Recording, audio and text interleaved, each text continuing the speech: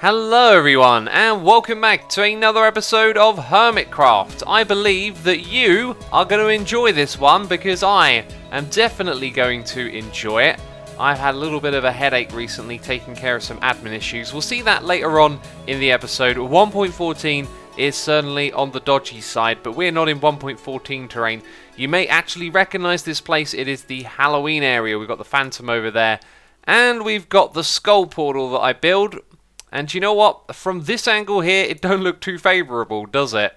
Oh, geez, we'll stay away from that. Anyway, I'm here at the beginning of this episode because I need to collect a resource, and I thought, why don't I do a quick and dirty redstone farm to help me get this thing? And then I thought, why don't I try and design it all in my head, see if I can do that. So that is the challenge. You can see down here I've got some materials on my hotbar, and I'll probably need to grab a repeater or something out of here. I just realised the one other thing that I forgot is a dispenser, and you can probably figure out what we're going to do. We're going to need a whole bunch of bone meal.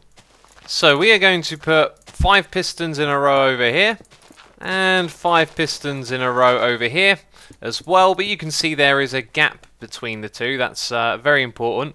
And then somewhere in the center of here we're going to go down and place a dispenser under the ground. Okay, we now got a redstone that's going to power that dispenser, and we'll put in a couple of repeaters so there's some delay between the activation of the pistons, which we'll do with some redstone like so. And then we'll build a very simple clock and then an observer to detect it. Maybe we need a little bit more delay going on here. It was actually a case of too much delay, and as well as adjusting it down to 1 tick on each repeater, I've also gone and moved these over by 1 block so this dispenser can cover a little bit more area as it pushes it back and forth. So let's go and replace that. It's going to make a lot of noise. And what's wrong with the dispenser? Ah, there we go. It too needs some additional timing. Wow, this is really loud. Now I had this number 5x5 in my head. We can clearly see that the bone meal can affect 2 blocks out from that, so it's probably actually a 9x9 grid, which means you could do this with way more pistons than we have done, and it would make it far more efficient, but it is just a quick and dirty farm. And look, I've got exactly what I came here for now, which is all of these blue flowers. And I couldn't help myself, could I? I just had to make this into a 9x9 design. Quick and dirty, but not particularly compact or super simple to set up, you know. I did have one other idea that crossed my mind. What I thought it would be cool to achieve is something really simple that uses a minimal amount of blocks. We could have an observer down here that sends a signal to this dispenser that can have the bone meal, and with a little something just above the ground, I thought it'd be really cool if it could detect the water spreading out and back in again. And of course we're not focusing on collection systems here. This is quick and dirty. The player can run around and pick up what they need. So if I put a bucket in there, and this hasn't really been set up at all, you know, I've done some experiments with this stuff before and it doesn't quite ever work out. No matter what sort of timings you need all of that water to disappear, and it gets close to it, and if it just did and we could send a signal below at the right time, then we'd have ourselves this awesome quick and dirty little farm. But I don't think it's possible.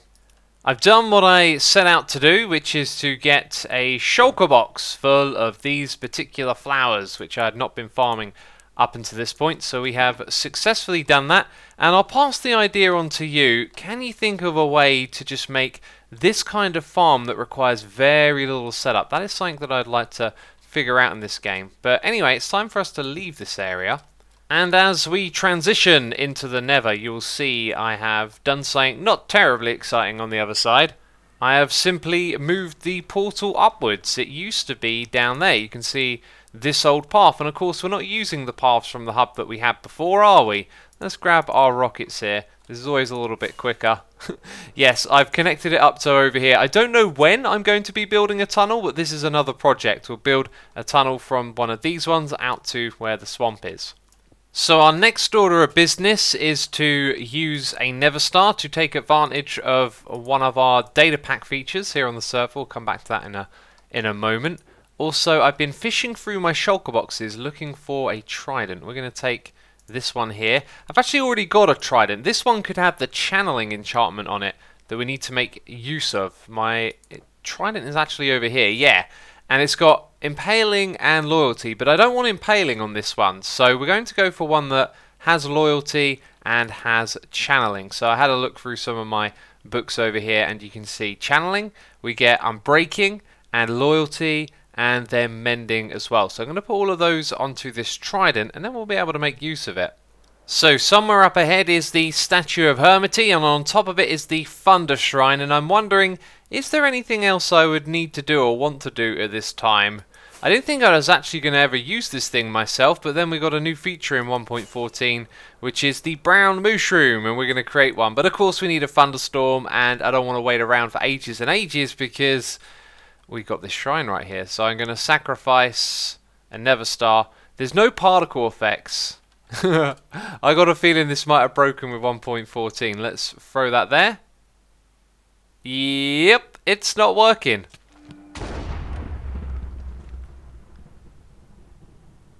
So that happened. I am incredibly fortunate that our frequent backups happened literally minutes before I was doing that. So I've simply had to fly out from my base again. And yes, what you saw, some absolute quirkiness going on with 1.14. We've had reports of some of our data packs doing very strange things in this update, and we just experienced that firsthand. Now what it actually did was first of all kill me, then destroy all of the items that I have, and then teleport me to the void, which is absolutely rotten. And it gave me a headache, you know, but I always just try and not take it too seriously. And I didn't get too wound up about it, and then, you know, sigh of relief, the backup is from moments ago, so that's cool. I've also had to do a whole bunch of other administrative stuff on the server recently. It keeps taking up my time, all these issues with 1.14, and out here in this area, so there was like a square shape that went way off into the distance through Grian's base and most of the shopping area, where a too wide set of chunks just reset back to normal, and it looked terrible. It meant loads of things had been destroyed, and yeah, I actually recorded me figuring some of that out, and we'll see that very soon in this episode. It's been a bunch of headaches, 1.14, I'll tell you that. Anyway, you can now see the shrine is actually here, and what we're going to do is throw our Nether Star into the middle and hope that this time it doesn't decide to just instantly kill me, which it did not. A great storm has been initiated by the ritual. Excellent. Now we're going to fly over in this direction. In the last episode, I showed you that we had a couple of mushrooms, and we're now, of course, going to pay them a visit while it's thundering. Ugh, I'm having a horrible time getting chunks to load. But we've reached our destination, so I won't moan about it. And my mushrooms are gone. You may barely believe this, but it's happened again. The rollback affected my mushrooms over here, but use the backup to restore it. The administrative work for these episodes is getting kind of ridiculous. Anyway, it is thundering. We need to take advantage of this opportunity, and I've not really done this properly in survival before. Why wouldn't you throw? What's going on here? Okay. That was some sort of server lag, right? You saw that. We totally missed the action, but we got 3 of them. Oh, now we got a game of that going on. Oh, that's just silly. What to do here? Okay, this is going kind of smooth. Almost too smooth. Yes, look at that. I've sort of sectioned them off into different sides. So, now... Yes, they're all brown mushrooms. Woohoo! Oh, this is fantastic. Okay. Wonderful. Let's also breed them up a little bit. Get some babies in here. Okay, so you probably know what we're going to create with these brown mushrooms, right? We can create suspicious stews of many different varieties, because me and Python have access to all of the flowers, and now we've got our blue orchids and the wither rose as well, if ever we wanted to create that as a food source, but it's pretty much more for tricks and whatnot, right? Anyway, golden carrots. I have officially ran out of these. We brought an entire chest's worth from Impulse quite some time ago, and I'd say for the time that they have lasted, it has been well and truly worth it. But I would like to experiment with a different food source, and one that I know is probably not going to be as convenient. But the thing is, the suspicious stew that has saturation will provide more saturation than a golden carrot can, and that can actually make a huge difference to the frequency at which you consume your food. So all I should need to do is go up to one, right click on it, and then right click on it again, and I saw some sort of particle effect there. Now we have a suspicious stew, so when I'm hungry in the future, if I eat that, it'll last more than one carrot, but it won't stack up. So I'm pretty sure this is going to like fail overall as a food source. But the fact that we have the brown mushrooms means that we can make all sorts of potion effects available through the different flowers and through the bowls that we create as well. And now that we got them here, this is really quite cheap, you know, just a flower for a bowl of food. But I just want to have a little bit of fun doing experiments. So I'm going to fill up this entire chest here with those suspicious stews. So we will come back here again at some point in the future. As you might understand, right now I need a break from playing this game. I'm just getting a bit of a headache with all these issues popping up all the time. So I'll jump to some footage that I recorded yesterday where we had this just horrible situation with loads of chunks resetting themselves. So far in Minecraft 1.14 we've been experiencing vanishing entities, lighting issues. There's actually a lighting issue over here with a statue of Hermity.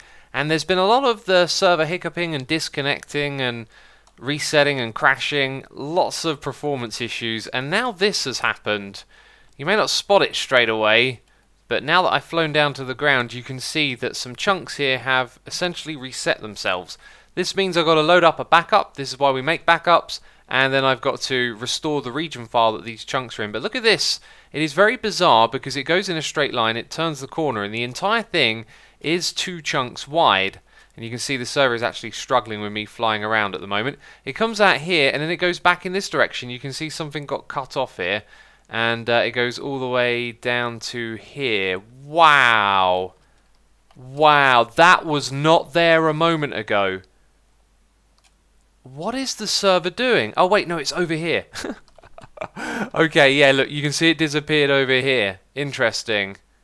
Oh, it's really tricky. It makes this big square, but I'm very worried that there's other things in this area that have been rolled back. So essentially what's happened is these chunks, for one reason or another, have just reset themselves. And over here we can see it actually goes a little bit wider here than it does at that spot. So I thought there was a pattern to this, but maybe not.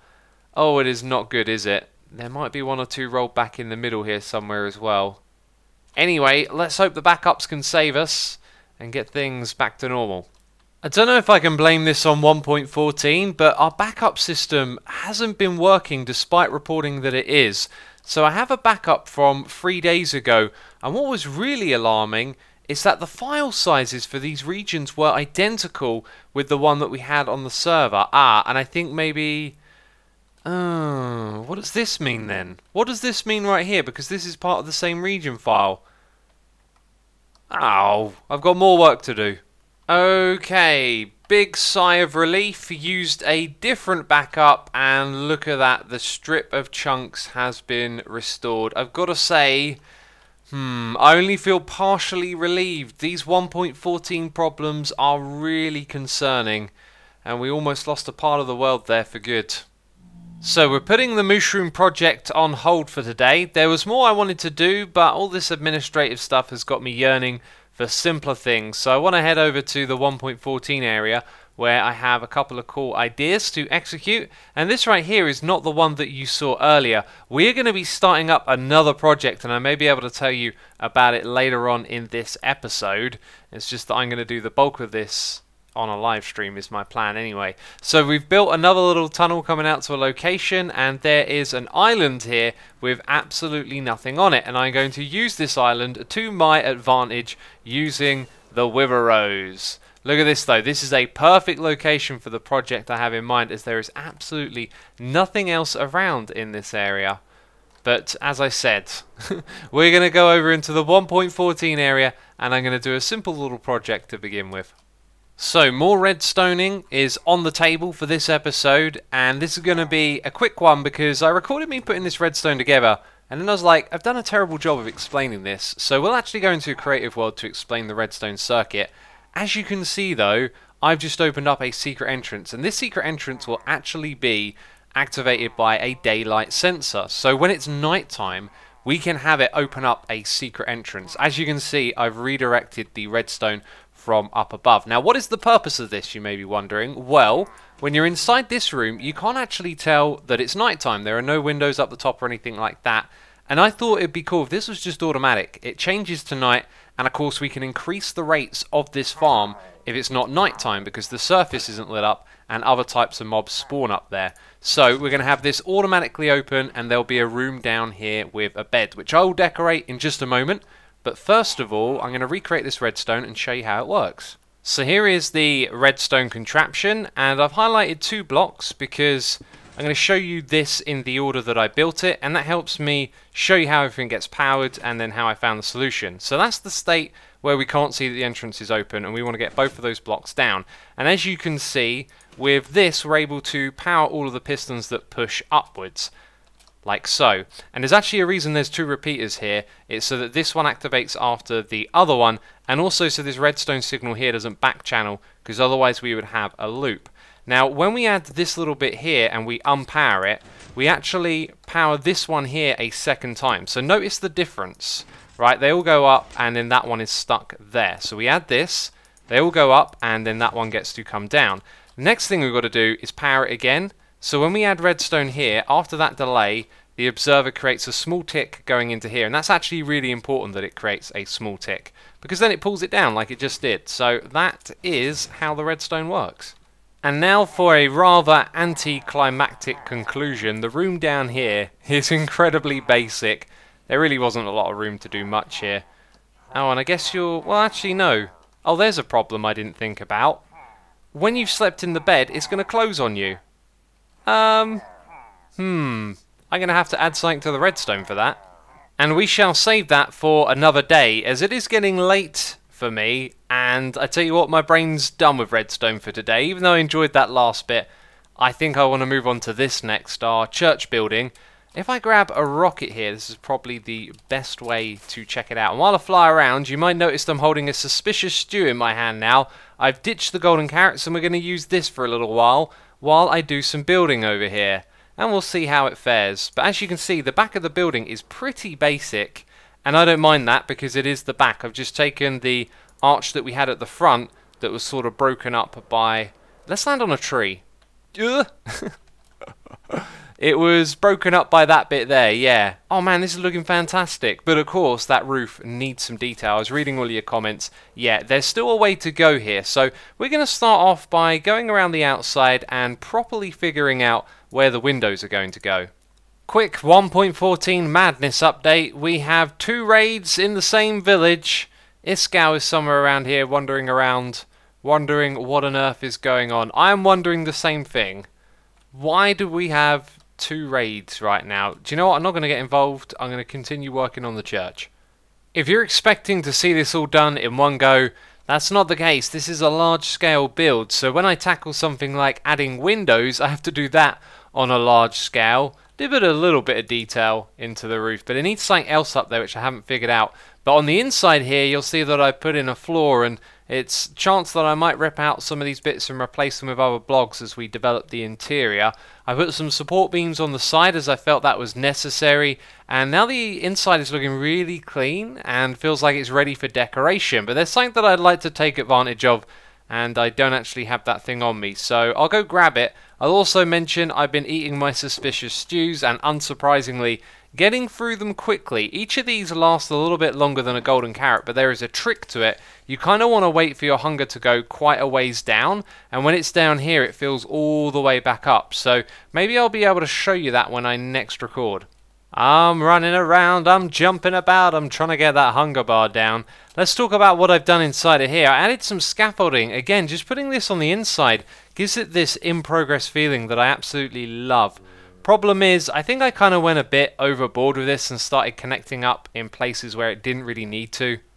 Yep, there we go. That's significantly better. I think that looks really cool while we're working on the inside here. So now the suspicious stew, we're not all the way down, but you can see it just boosts all our hunger back up with some to spare to regenerate all of our hearts. So it does have a utility within, I guess, all of the different types of food, but I'm probably going to end up sticking with the golden carrots, right? They are all right next to the Nether Portal, which I need to use. Ugh, what are they doing? Just running around in circles? That seems to be the name of the game here. They're kind of hard to hit as well. And they're not coming for me once I hit them. Okay, there is now 3 raids in this village. This is so messed up. I am going to have to get out of here another way. So I managed to make my way out of there. And now we're at the area that I showed you not so long ago in this episode. This is an island with nothing else around it. And so when I'm the only person online, these grass blocks are the only one loaded on the server and the only place where passive mobs can spawn. Can't actually see many around here at the moment, but anyway, we're going to build a passive mob farm and we're going to do the old thing of building it down at the bottom of the world. But I got a cool idea on how we can kill them quicker than we've done before and make a very interesting farm design. Now if I press F3 and G, you're going to see that this is actually a chunk right here, and it's a very special chunk. It's one that spawns slimes. So we're going to make like a 2-in-1 combo farm, but it gets even better than that, you see, because down here on the way digging this all out downwards, we found 2 cave spider spawners and potentially more in this area. I could perhaps AFK here at night, and then we could have cave spiders spawning, falling down and providing us with string as well. So it could end up being like a free mob farm. And then I've had ideas on putting other types of mob farm in this area as well.